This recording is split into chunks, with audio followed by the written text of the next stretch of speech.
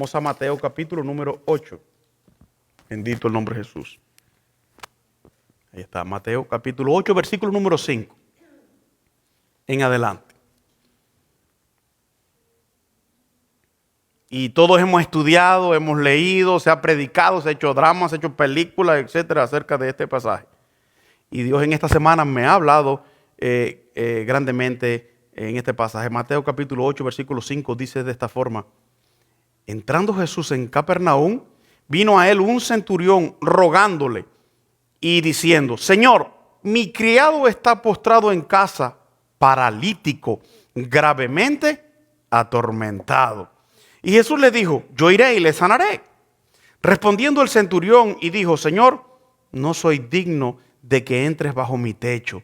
Solamente di la palabra y mi criado sanará, porque también yo soy hombre bajo autoridad y tengo bajo mis órdenes soldados.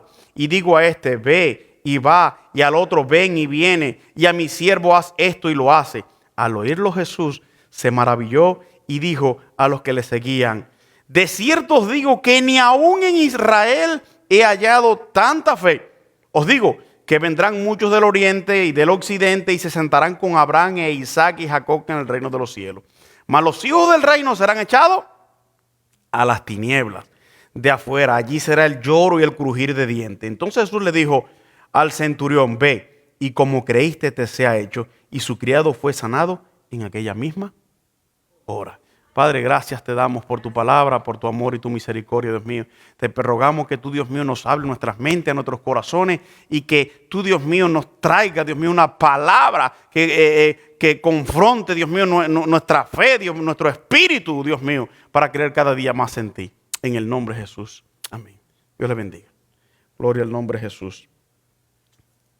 Hemos puesto como título ¿tanta fe? ¿O tanta fe? Lo podemos hacer la pregunta.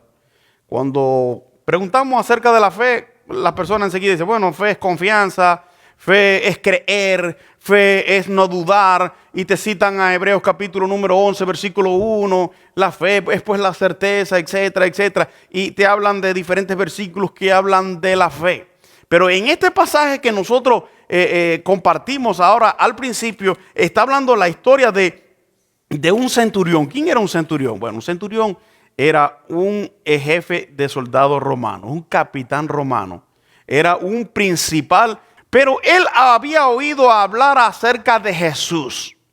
Había oído de las anécdotas de Jesús, había oído que Jesús caminó por el mar, que Jesús sanó a un ciego o a varios ciegos, que levantó paralíticos, que resucitó muertos, que en una ocasión también le sanó al hijo a un centurión también, que no tiene que ver nada con este. Fueron varios que confiaron en el Señor, y se rumoraba de todo lo que había hecho Jesús. Y dice este pasaje que él llegó y se postró rogándole al Señor que sanase a su siervo. ¿Qué clase de humillación, verdad? Un soldado de una jerarquía, de un poder político y militar tan grande, rebajarse, y más en ese tiempo que Israel era objeto ¿cómo se dice? Estaba bajo el dominio romano. Entonces, postrarse delante de un judío, un romano, tenía que ver ocurrido algo. Tenía que haber experimentado algo primero. Jesús le dijo: yo iré. Y él dijo: no vayas. Porque, en otras palabras, él no se sentía digno de que Jesús entrara a su casa. Él solamente creía, no le importaba si Jesús estaba del otro lado del mar, o estaba en una montaña, o estaba en Nazaret, o en Galilea, o en cualquier lugar de Judea. Simplemente a él lo que le importaba es que Jesús, mandando la palabra, mandando la unción, su criado o su siervo iba a ser sanado en aquella misma hora. En el año 1990, yo me incursioné como evangelista. Me invitaban a predicar en diferentes lugares comenzando. Y yo me recuerdo sinceramente que tenía una fe tan grande yo para orar por las personas que tenían dolor de cabeza. En la iglesia me llevaban personas con dolor de cabeza, y no es que al minuto, ni a los 2 minutos, ni a los 3, ni mañana. En el mismo momento, cuando terminaba de orar, el dolor de cabeza se iba instantáneamente, en el momento. Y un pastor de la iglesia Ejército Salvación, Salvation Army, oyó hablar de mí. Yo tendría como unos 16 o 17 años. Y contactó con mi pastor y le dijo, oye, me hace falta que me mandes a ese joven que quiero dar una campaña evangelística con él. Nunca había dado una campaña yo. Ellos salieron y por todos los lugares y le dijeron, esta noche va a ser eso tremendo, y prepararon aquel lugar. Viene uno que Dios los usa en sanidades y esto, que lo otro. Ellos salieron así. Y yo tenía fe, sinceramente, para orar por problemas pequeños. Pero cuando llegó la noche que empecé a ver problemas como hernias, quistes, nódulos en las mujeres en los senos, problemas de mujeres que no podían tener hijos y cosas terribles, decía mi madre. No, y se lo dije así mismo al Señor, yo no tengo fe. Pero me recuerdo que estaba orando después de haber predicado por una persona y me trajeron a una anciana en una cama, en una camilla la trajeron. Fueron al hospital, la sacaron y le iban a cortar al otro día la pierna porque ella tenía gangrena en la pierna esa. Y yo lo miraba a aquella y le viraba la cara. Dije que yo voy a tratar de darle de lado para no orar por ella. Y ella, se quedó para el final. Y ¿sabe lo que me dijo ella a mí? Usada por Dios mismo. Me dijo, oiga lo que le voy a decir. Si usted no tiene fe para orar, yo pongo mi fe. Y dije, santo Dios. Una mujer que no conocía prácticamente de Dios, que al otro día le iban a cortar la pierna. Y le dije, vamos a orar. Sentí vergüenza en ese momento, pero oré. Y no oré con mucha fe, ¿para qué le voy a hablar con engaño? Oré por la señora. Y cuando estoy llorando, siento que la mujer empieza a gritar. Y abrí mis ojos. Y cuando miro, ya la mujer se había parado de la camilla y andaba corriendo por aquel lugar. En el mismo momento, allí tenía pus, tenía la herida abierta. Dios se la cerró y la sanó completamente. Alabado el nombre del Señor. Pero hay cosas que nosotros creemos que Dios puede hacer. Y cuando tú le preguntas a cualquier cristiano, Dios tiene límites. No tiene límites. Pero nos pasa una cosita chiquitica y ya le ponemos un límite a Dios, un stop a Dios nosotros. Limitamos a Dios. Para Dios no existe límite. En Hebreos capítulo 13, versículo 8 dice que Jesucristo es el mismo cuando. Ayer, hoy y por los siglos. Si Él hacía esos milagros, lo va a hacer hoy, lo va a hacer mañana y lo va a hacer siempre. Entonces nosotros ponemos límites. Que me pasó y siempre creemos que nuestros problemas son más grandes que los de los demás.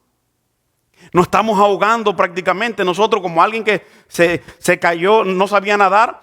Y dijo, no, si no me cruzan en un bote, yo no cruzo. Pero el agua él no sabía que le daba por la rodilla. Pero oye, no. Y se cae del bote. Y ay, que me ahogo. Y le dice la persona, que me ahogo. Dice, párate. Cuando se paró, el agua le daba por las rodillas.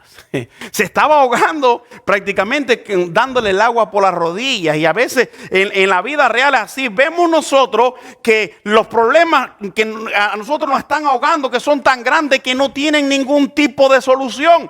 Lo único que no tiene solución es la muerte. Y aún si el Señor quiere, te puede resucitar. He raised him. Jesucristo se levantó de los muertos. Y él dice que cuando Jesús murió, muchos siervos de Dios y profetas y santos del Antiguo Testamento, ¿qué fue lo que pasaron? Se levantaron, resucitaron. Porque Jesús dijo, consumado es. El velo del templo se rasgó en dos. Hubo un terremoto. Hubo una algarabía gigante en aquel tiempo. No sabían lo que estaba sucediendo. Eran las 3 de la tarde, la hora del sacrificio. Y estaba el sol radiante y de momento se hizo de noche. ¿Sabe por qué? Porque había ocurrido el milagro más grande. El universo estaba experimentando la unción, el poder, el derramamiento, el sacrificio más grande. El Hijo de Dios, el Cordero de Dios, había vertido su sangre, había caído en la tierra. Y cuando cayó una de las gotas de Jesús de sangre a la tierra, ¿qué ocurrió? Un terremoto, dice la palabra. Se abrieron tumbas, personas resucitaron, las personas corrieron, el velo del templo se rasgó, se hizo de noche. Ocurrieron grandes milagros. Y a veces nosotros decimos, a mí no me salva nadie. Nosotros decimos allá en el país de nosotros, ni el médico chino lo salva. Parece que había algún médico chino que era muy, muy inteligente.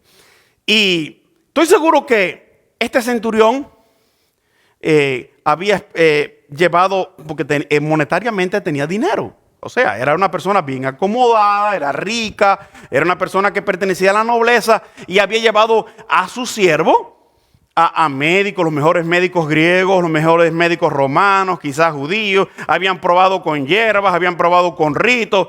Y cuando oyó hablar de Jesús, dijo, ahí voy. Y fue y se postró delante del Señor. Pero miren, unas palabras tan grandes, tan hermosas que el Señor dijo en el versículo número...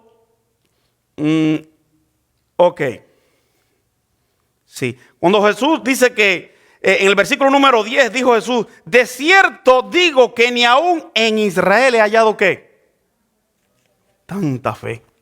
¿Sabe qué es lo que es eso? Ni los discípulos que andaban con él ahí, ni Pedro, ni Juan, ni ninguno de los otros dos, ni los que lo seguían a él, ni los que lo habían visto, ni los que habían comido el pan que lo había multiplicado, ni los que vieron caminar por encima del mar, ni los que vieron que Jesús se transfiguró, que fue Santiago, Pedro y Juan, cuando sus vestiduras se volvieron blancos, tenían tanta fe como este hombre.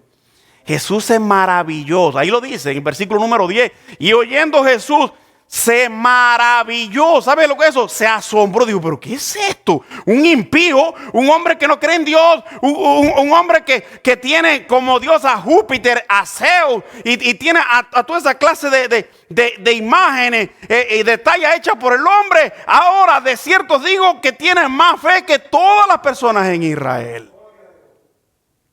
Tiene más fe que todas las personas en Israel. Ya para el año 1998, yo fui invitado a dar una cruzada evangelística por diferentes lugares. Iba a predicar como en 7 iglesias. Eran como decir en Hueco. Y empezaba aquí y después iba para otra iglesia, así, pero ya los mismos que venían aquí iban al otro lado, porque estaban bien cerca de las iglesias. Y estaba predicando en una de las iglesias esas por la noche. Y a mí me gustaba en aquel tiempo orar uno por uno. Pero aquello se empezó a poner un poco difícil porque estaban viniendo 2,000, 3,000 personas allí a hacer fila. Y yo dije, no, yo no puedo orar por estas personas uno por uno. Yo iba y oraba uno por uno. Y me recuerdo que uno de los hermanos que andaba conmigo me dijo, esta joven quiere decirte algo. Cuando se terminó el servicio, ¿qué? Dice, yo quería que usted orara por mí porque yo tenía un problema en mis pies. Tenía un problema de pie plano. ¿Saben lo que es el pie plano? Que no tienen el arco. Hay personas que nacen con el metatarso caído, los pies planos, etc. Y le digo, ¿y? Ya no necesita oración. No podía hablar porque estaba casi muda. La muchacha empezó a llorar. Le digo, ¿qué es lo que ha pasado? Dice él, dile que te enseñe los pies. Tenía la curva. El Señor se la había hecho. Yo no llegué a orar por ella, no le llegué a ministrar y Dios me demostró que no es el hombre. Nosotros somos vasijas, somos puentes, somos canales, pero la obra la hace Dios, que no se crea ningún hombre que puede hacer ningún tipo de milagro. No mientras estemos aquí en la tierra nosotros. Ni aunque usted se encierre en un cuarto 40 días y 40 noches. Ni aunque usted deje de comer. Ni aunque usted se santifique. Ni aunque usted agarre un galón de aceite y se lo eche en la cabeza. Ya sea de mazola, de aceite de oliva o de lo que sea, whatever. Usted no va a ser más santo que nadie. Dice la Biblia que por cuantos todos pecaron, estamos destituidos de la gloria de Dios. Pero qué bueno que Jesucristo vino y se entregó para darnos salvación y darnos esa bendición de ser llamados como hijos de Dios. Aleluya. Entonces, cuando Dios nos usa a nosotros para que una persona se convierta, se arrepienta, sea sana, cambie su forma de pensar, nosotros no somos nadie, simplemente somos vasijas que Dios usó en un momento para que una persona fuera bendecida. Aleluya, santo el nombre del Señor. Pero lo más importante que yo veo de todo esto aquí es que Jesús hace una pregunta. Jesús dijo, hallará. Yo quisiera, no, vamos a buscar en Lucas capítulo número 18, versículo 8. Miren lo que dice en Lucas 18, 8. Dice la palabra en Lucas 18, 8. Os digo que pronto le hará justicia, pero cuando venga el Hijo del Hombre, ¿hallará fe en la tierra? ¿Habrá gente creyendo en el Señor? ¿Habrá aquellos creyentes que dicen que son hijos de Dios, sirviéndoles como hijos de Dios? ¿O servirán al ojo? Como muchos hacían antes los esclavos, que servían al ojo. Mientras estaba y todavía hay gente que lo hacen también. Yo me río porque allá hay personas que en mi trabajo, que cuando venga el mayordomo y si vienen por ahí, agarra, si traes una escoba hasta te la quitan. Y casi te tumban para ponerse a barrer. Quítate, ¿por qué está pasando? No, después te digo que ahí viene el jefe. Pero mira, con Dios no pasa así. ¿Hallará fe en la tierra? Cristo mira los corazones, los pensamientos. Él sabe de qué tenemos necesidad, sabe qué pensamos, qué hablamos, qué sentimos, qué miramos, qué leemos, donde todo. En una ocasión dice una parte de la escritura que Jesús iba caminando y los discípulos iban hablando entre sí cuál sería el mayor de ellos en el reino de los cielos. Y Jesús no estaba prestando atención. Ellos iban adelante, ellos iban atrás. Y uno que y que el otro. Y Jesús le dijo, oye, ustedes estaban diciendo que cuál va a ser el mayor. Ninguno. Porque el que quiera ser mayor va a ser menor. Pero la parte esa dice, porque Jesús no tenía necesidad que nadie le dijera nada porque conocía el corazón del ser humano. Wow, es algo tremendo, ¿verdad? Entonces, ¿cuál es la manera de uno hacer crecer la fe? Yo no tenía fe. Cuando yo veía que me predicaba, la primera vez que a mí me predicaron, yo salí en un debate y las personas digo, no, esa religión, eso es mentira, la verdad es esto, y empecé a justificar por aquí y por allá, y en mi ignorancia, y esas personas se quedaban callados, pero después me volvían a ver y me volvían a hablar y me invitaban a la iglesia. Ya yo los veía que venían por ahí y decía, ahí vienen los aleluyas. Me voy por aquí, me voy por aquí porque no quiero que me vuelvan a hablar de eso. Estaba en mi ignorancia. Pero un día el Señor obró en mi mente, obró en mi corazón, y yo mismo fui delante de esas personas. Le dije, ¿cuándo voy con ustedes a la iglesia? ¿Cuándo me pueden llevar?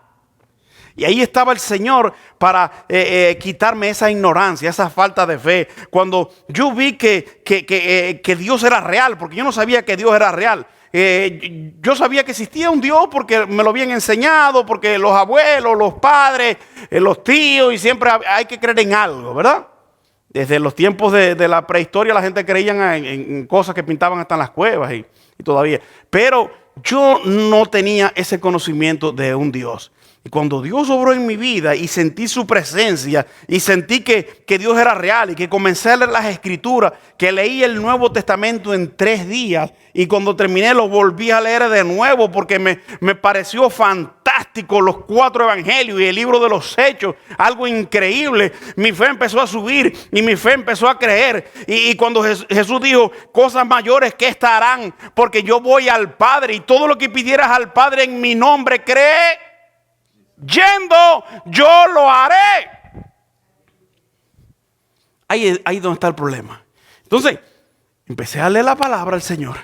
Empecé a unirme con personas y yo decía, wow, ¿y cómo un día yo podría ser como esta persona? Mire, me asombraban porque yo entraba a la iglesia, me sentaba allí en los cultos, sí, palmeaba, así sentía la presencia del Señor. Pero había uno hablando en lengua por allá, otro hablando en lengua por acá, una profecía. Y yo decía, para llegar ahí hay que tener una consagración increíble.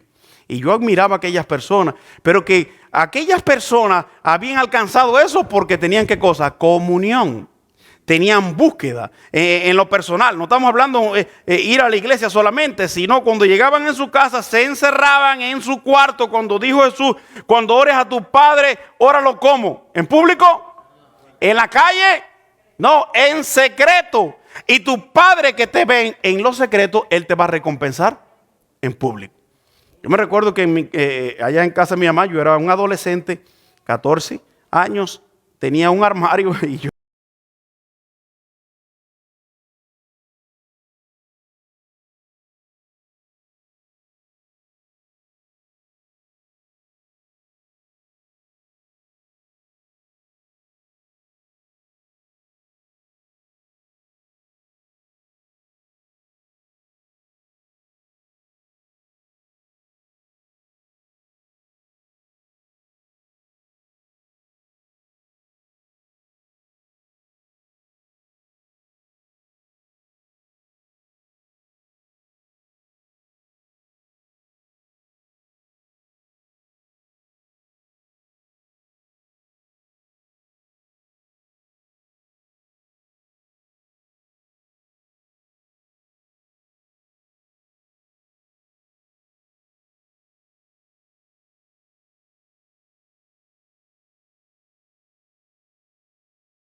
escuchamos, no se escucha. ¿Por qué? Porque nuestros oídos espirituales están como cerrados completamente. No tenemos esa sensibilidad para saberlo. En el año 1991, en mi pueblo, ocurrió el avivamiento más grande. Vino un evangelista, un anciano, que Dios lo usaba mucho en milagros, no sabía ni predicar, lo que hacía era chistes y cuentos. Oigan eso, porque ve que usted qué cosa más grande. Y más de 45,000 personas aceptaron al Señor en los días de su campaña. Yo me recuerdo que en un día se levantaron casi 30 paralíticos de las sillas de ruedas que lo llevaban en silla de ruedas y salían caminando. Ciegos, mudos. Y me recuerdo un mensaje que él predicó, dice, no duraba ni 10 minutos. Dice, nosotros éramos como 11 o 12 hermanos, algo así él contaba. Mi papá, antes de irse para el campo, algunos le decían, tú vas a hacer tu trabajo, este es tu trabajo, este es tu trabajo, y repartía el trabajo. Cuando él regresaba, él llamaba uno por uno a ver si tú hiciste lo que yo te mandé. Y así predicaba él. Decía, cuando venga Jesús nos va a pedir cuenta a cada uno de nosotros. ¿Cuántos aceptan al Señor? Oiga, 2,000, 2,500 de un golpe. Digo, Dios mío, santo Dios. Porque el reino de los cielos no consiste en palabras, sino en poder, en unción, en demostración del Espíritu de Dios. Y me recuerdo que dijo, el sábado por la mañana quiero hablar con los jóvenes que tengan deseo de salir al ministerio. Desde las 7 de la mañana voy a estar aquí orando y voy a orar por los jóvenes que quieran un día servir a Dios como predicadores, como evangelistas, que Dios los use. Ahí estaba yo como a las 6 de la mañana y habíamos un grupo de jóvenes allí.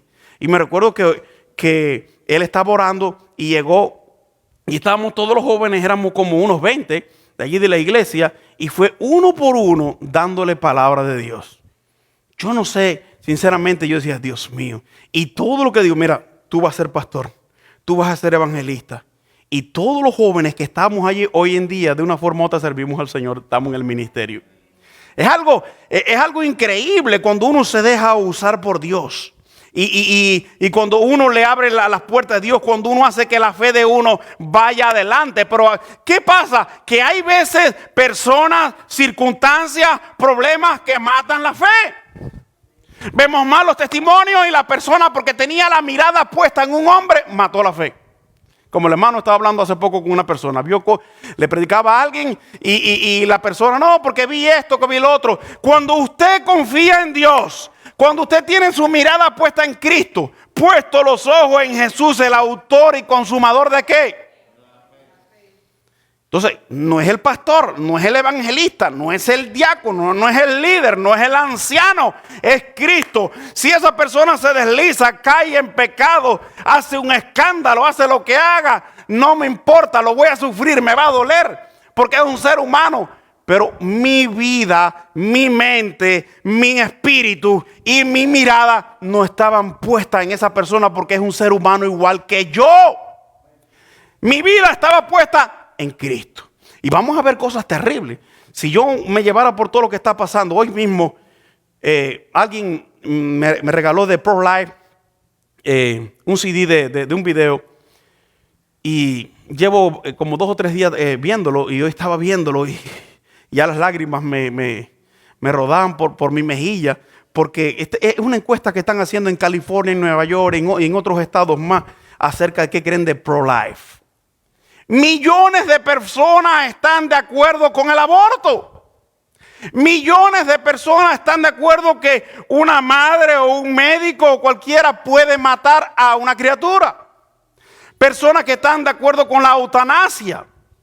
Personas que están de acuerdo con la igualdad de género. Eso no existe en ningún lugar de la Biblia. La Biblia me dice bien claro que sin santidad nadie verá al Señor. Dios creó un hombre y creó una mujer. Dios creó a una criatura. Y en el Salmo número 138 o 139, no me recuerdo, uno de esos dos, dijo, mi embrión vieron tus ojos, y después fueron hechas todas aquellas cosas que estaban escritas en tu libro. Nosotros no somos fruto de la casualidad. Si estamos aquí y los seres humanos han venido a este mundo, es porque Dios ha puesto su mano, le ha placido, tú vas a nacer, tú te vas a llamar así, así. Entonces Dios está tratando con el ser humano, pero el ser humano le ha dado la espalda. Yo me asombré que ayer por la mañana, mi niña Keren me dice a mí, ¿sabes qué? Ya estamos como en los días de Noé. Y le digo, ¿y por qué dice ese? Sí, porque se están viendo muchas cosas. Madres que no quieren a los hijos, padres que no quieren a los hijos. Se está viendo la corrupción, el robo. Y digo, wow. Y uno piensa a veces que los niños no están prestando atención a lo que se está predicando. Sí están prestando atención. Así que a mí no me molesta que venga ningún niño. Traiga a los niños, edúquelo y enséñele el temor de Dios. La palabra de Dios no lo deje en la casa nunca. Que alguna palabra se le va a pegar y eso le va a servir para el futuro. Cuando yo tenía como 11 o 12 años, estuve en la casa de un adventista del séptimo día y abrí la Biblia y leí un versículo. Nunca había agarrado una Biblia en mi mano. Y hoy en día todavía me acuerdo de ese versículo. Ese versículo llegó a mi corazón, a mi mente, germinó, porque la palabra de Dios no vuelve vacía. La palabra de Dios no va a volver vacía jamás. Así que si usted va, donde usted vaya, si usted va a ir a evangelizar, mire, no deje sus hijos en la casa. Trate de llevarse sus hijos para que sus hijos vean cómo usted está evangelizando. Si tiene que ponerle un coche a los más chiquitos, póngalo y usted reparta el tratado. Si usted va a un parque a orar, allá, lleve sus hijos también. Los hijos nos están mirando y el día de mañana ellos van a decir, mi papá, mi mamá, en agua, en viento, en tempestad, en riqueza, en pobreza, con trabajo, sin trabajo, nunca dejaron de buscar de Dios. Y eso fue lo que nos enseñaron. Por eso Jesús le dijo, cuando venga el Hijo del Hombre hallará fe en la tierra.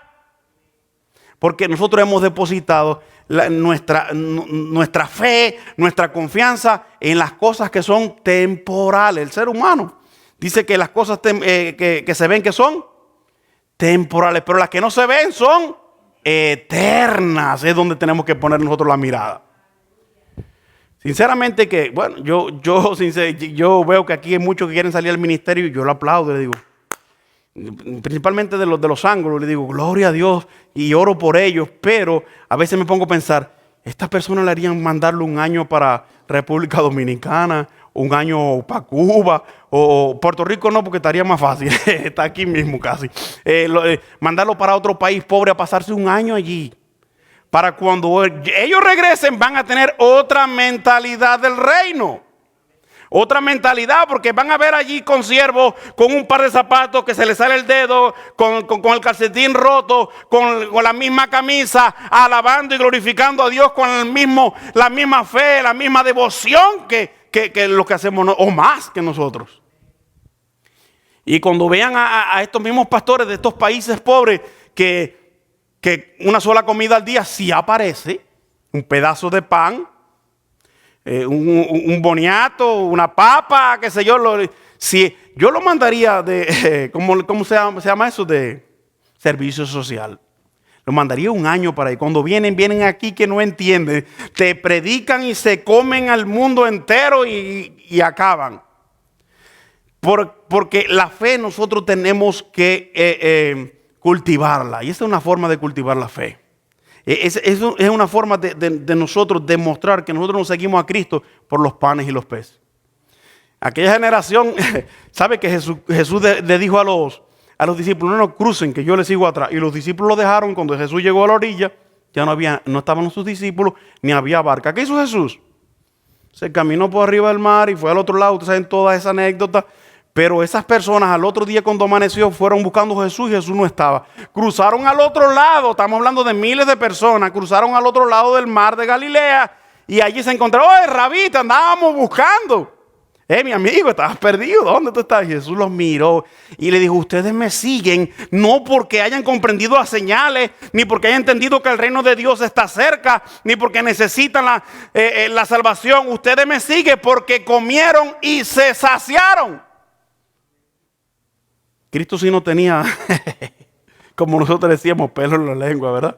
Y era la verdad, porque él conocía. Entonces ahora viene un hombre que no es del pueblo de Dios, que no es israelita, que es un gentil, que es una persona que no cree en el Dios de Israel, se postra delante del Señor, le ruega, le pide, y Jesús termina diciendo, hágase como tú quieres. Pero cuando él se va, dice el Señor, no he hallado todavía en Israel tanta fe. Que Dios nos ayude, amén.